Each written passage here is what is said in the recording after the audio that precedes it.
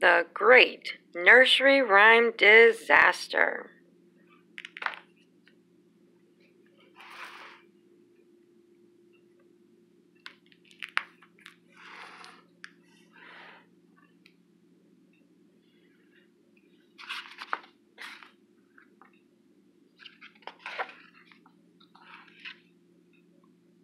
Little Miss Muffet was so bored.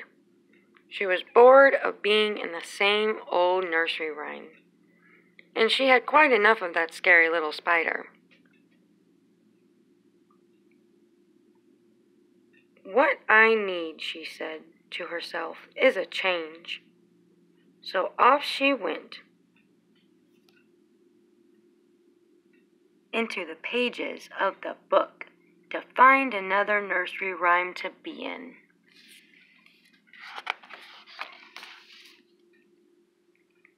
First, she met the grand old Duke of York. "May I be in your rhyme?" little Miss Muffet asked politely. "Of course," said the Duke. "Get in line."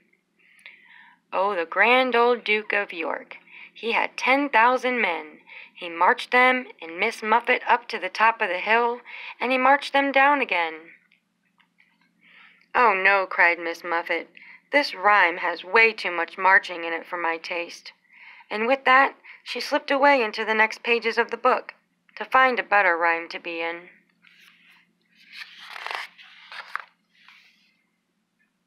Soon after, she saw Jack and Jill going up a hill. They were happy to let Miss Muffet try out their rhyme. Jack and Jill and Miss Muffet went up the hill to fetch a pail of water.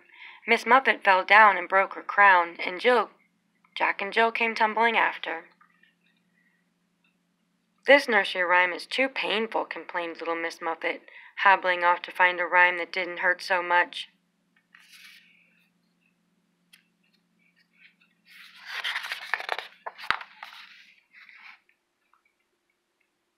On the next page, little Miss Muffet spotted a mouse by an old grandfather clock. "May I be in your rhyme?" she asked. "Absolutely," said the mouse. "I'm tired of running up and down that clock." Hickory-dickory-dock, Miss Muffet climbed up the clock. The clock struck 1, Miss Muffet slid down. Hickory-dickory-dock.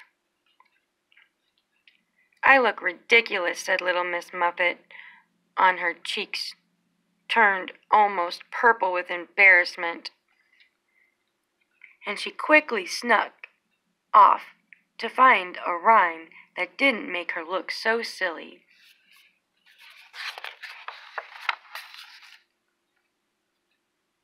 Further on, little Miss Muffet met little Johnny Flynn and Tommy Stout. The two boys giggled to each other as they let her try out their rhyme. "Ding dong, bell, Miss Muffet's in the well. Who put her in there? Little Johnny Flynn. Who pulled her out? Little Tommy Stout."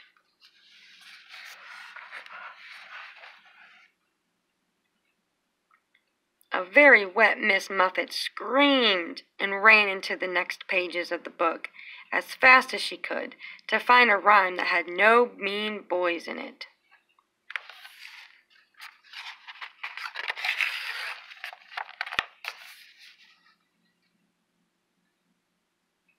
It wasn't long, before little Miss Muffet ran into a dish and a spoon.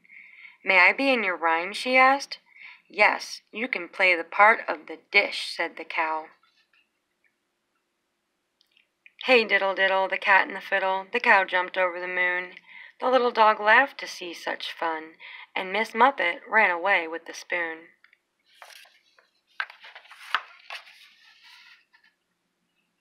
"Splendid," said the cow, but the dish wasn't happy, and a terrible ruckus broke out all over the page. "I'll have you know that I've been running with that spoon ever since this rhyme was written," hollered the dish.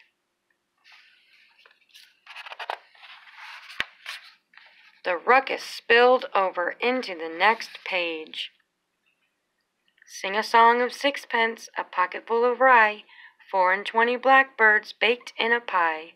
When the pie was opened, the birds began to sing. Wasn't that a dainty dish to set before the king?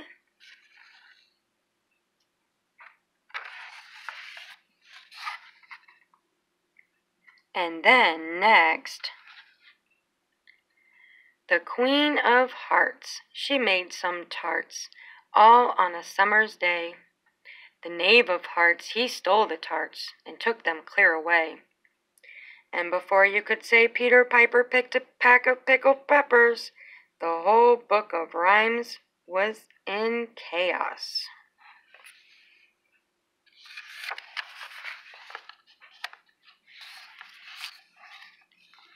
The Queen of Hearts wasn't making tarts anymore, but Itsy Bitsy Spider was.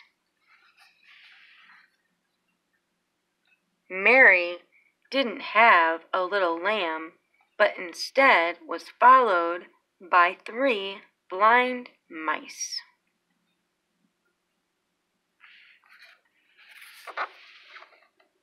And it wasn't Humpty Dumpty falling off the wall, but old Mother Hubbard.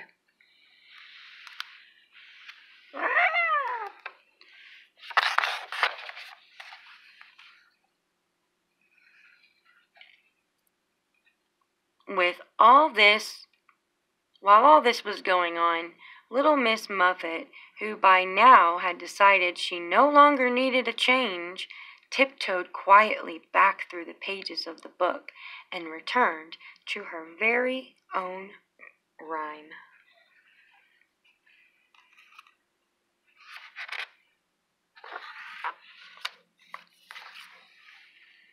But she soon remembered why she wanted a change in the first place. Little Miss Muffet sat on the tuffet eating her curds and whey. Along came a spider who sat down beside her and frightened Miss Muffet away. Eek! A spider!